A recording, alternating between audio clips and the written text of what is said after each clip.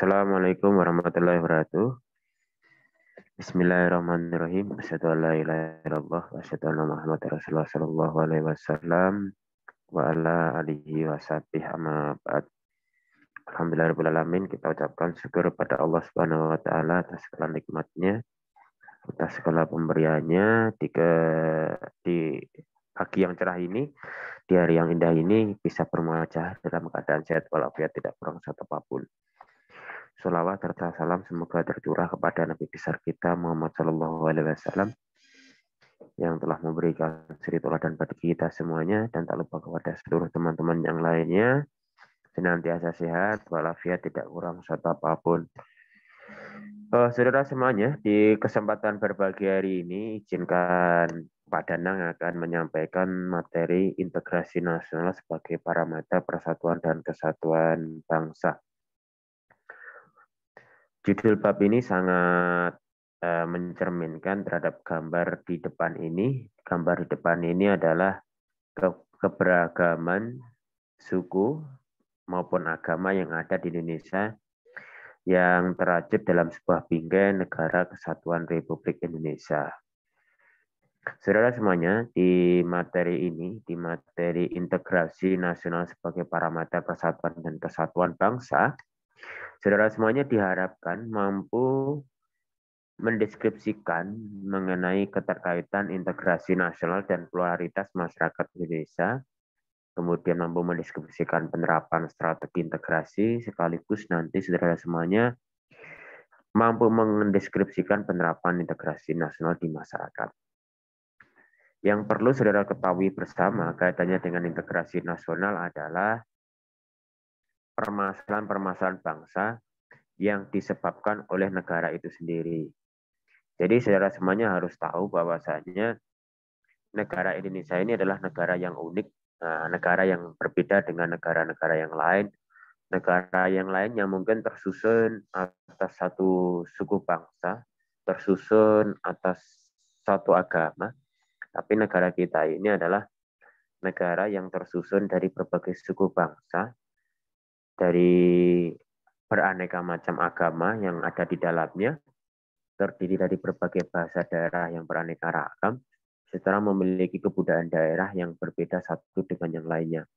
Belum lagi saudara semuanya yang kita miliki adalah, setelah saya sampaikan di beberapa bab sebelumnya, negara ini terlahir berawal dari sebuah kesatuan bangsa, kemudian menetapkan dirinya menjadi suatu negara.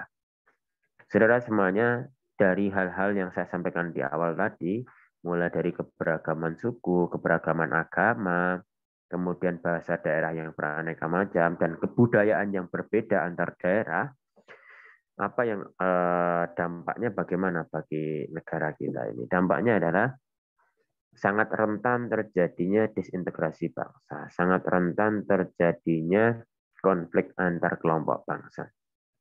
Apabila terjadi kesalahpahaman, entah itu kesalahpahaman antar oknum beragama maupun kesalahpahaman antar budaya maupun semacamnya.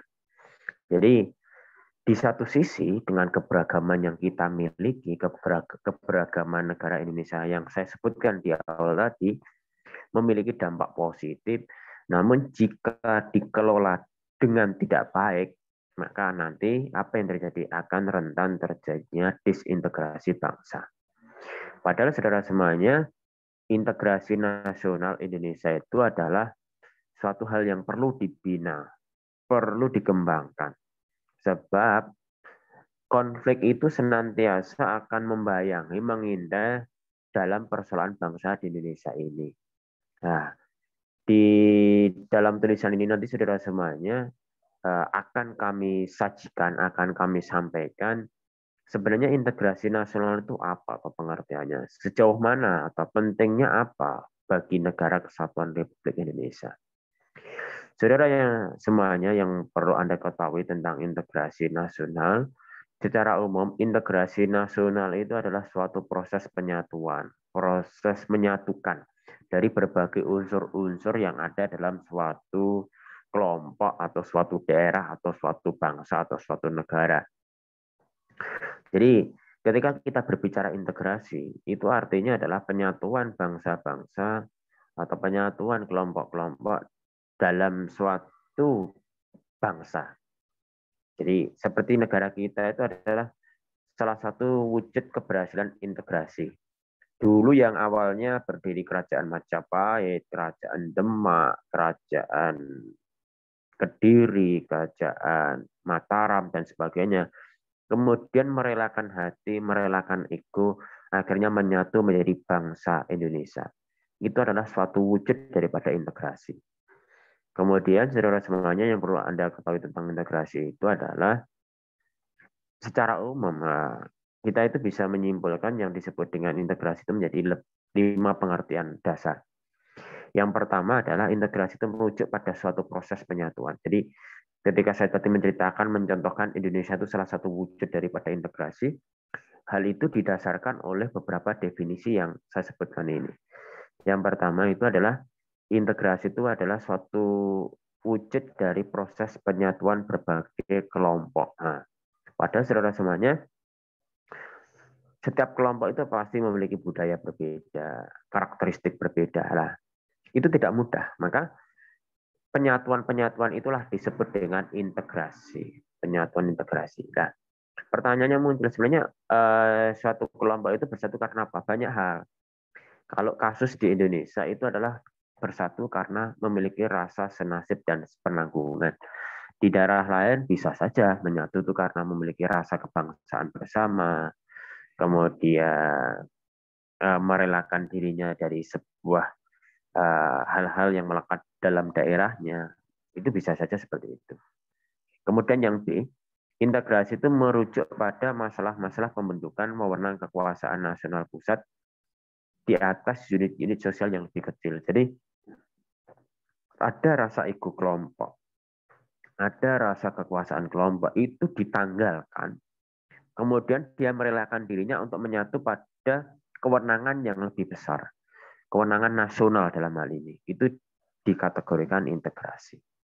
Yang awalnya Majapahit punya raja, yang awalnya Demak punya raja, yang awalnya Mataram punya raja. Di Yogyakarta dulu ada raja. Kemudian merelakan dirinya untuk menjadi bagian Indonesia. Itu bagian daripada atau pengertian daripada integrasi.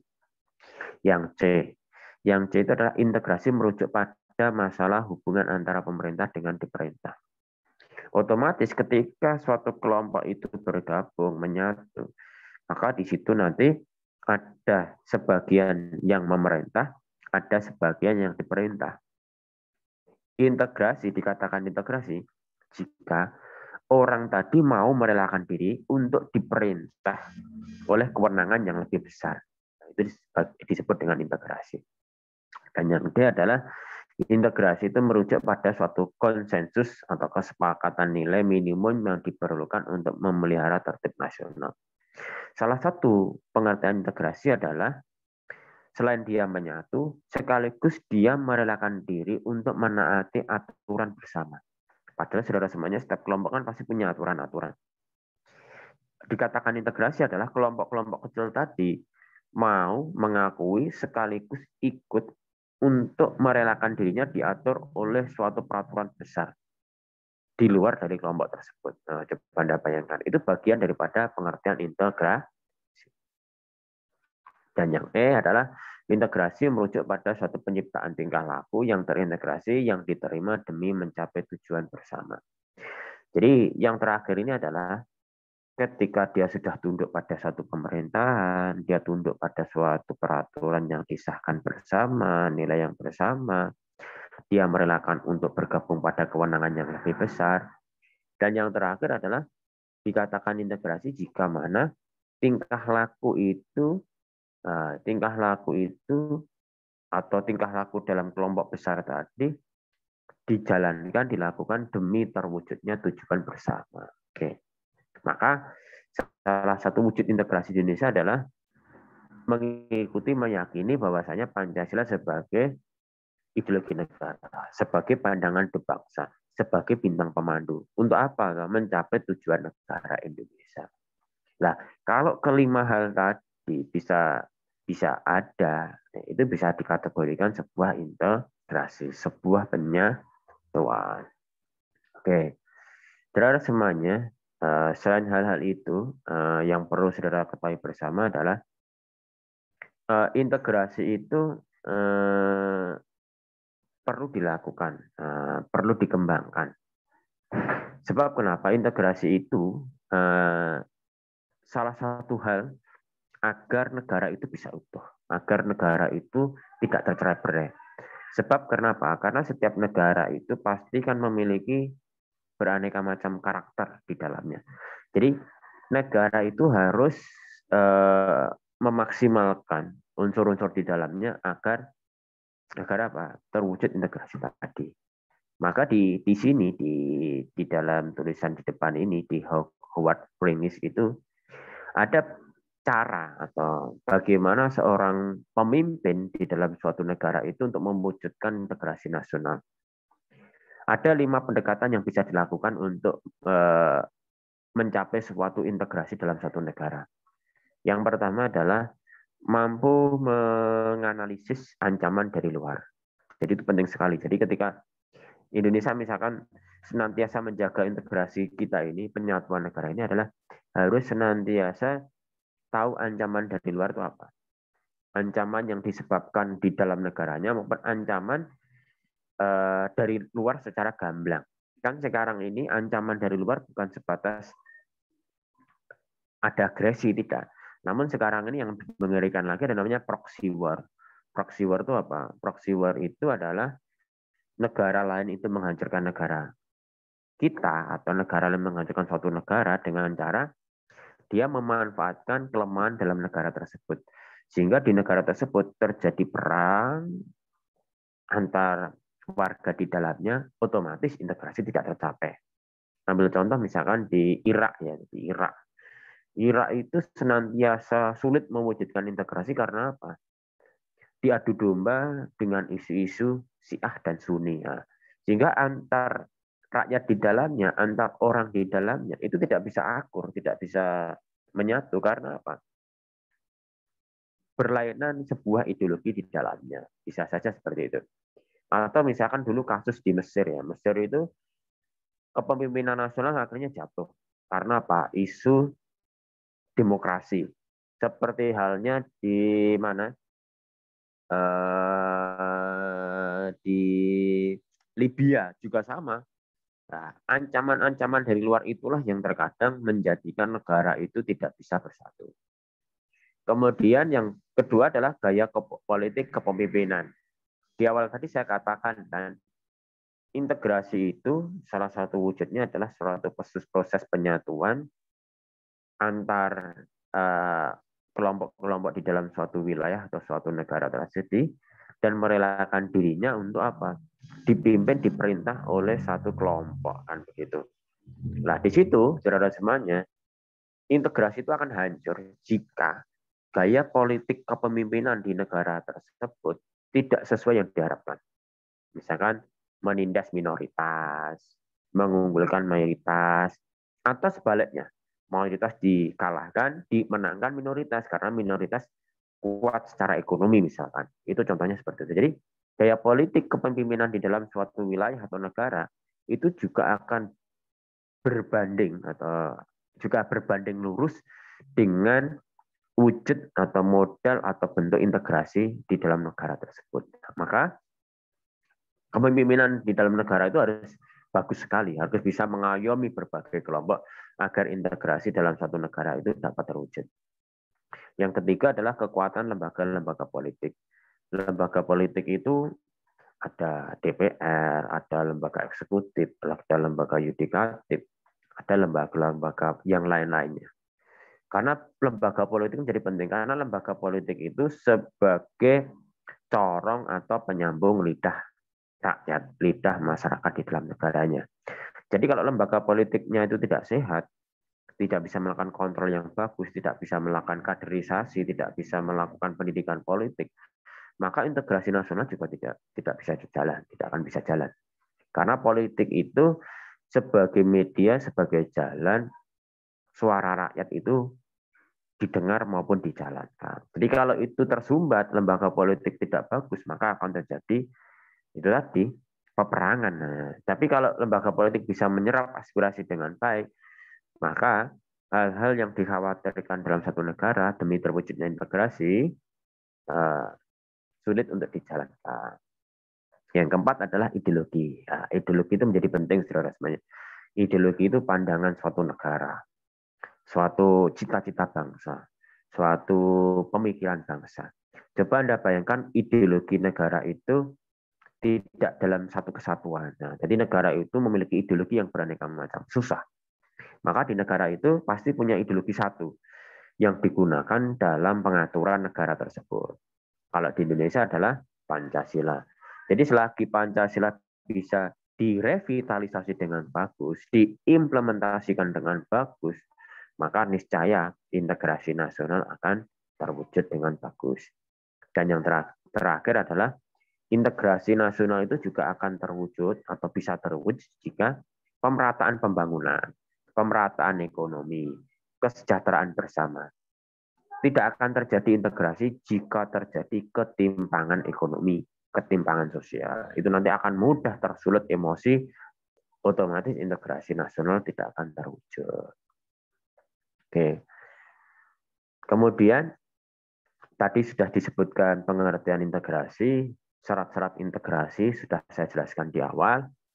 Kemudian yang kedua adalah sejauh mana urgensi integrasi nasional dalam suatu negara. Apakah integrasi nasional itu menjadi penting atau suatu hal yang penting, saudara semuanya? Dijelaskan di sini, saudara semuanya, integrasi nasional dalam hal ini adalah penyatuan masyarakat di dalam suatu negara, itu nanti sangat menentukan eksistensi suatu negara. Jadi masyarakat itu bersatu atau tidak, itu sangat menentukan eksistensi negara, menentukan kejayaan suatu negara. Jika masyarakat tidak mau bersatu, tidak mau berkompromis, tidak mau melakukan penyatuan, maka tujuan negara susah untuk tercapai.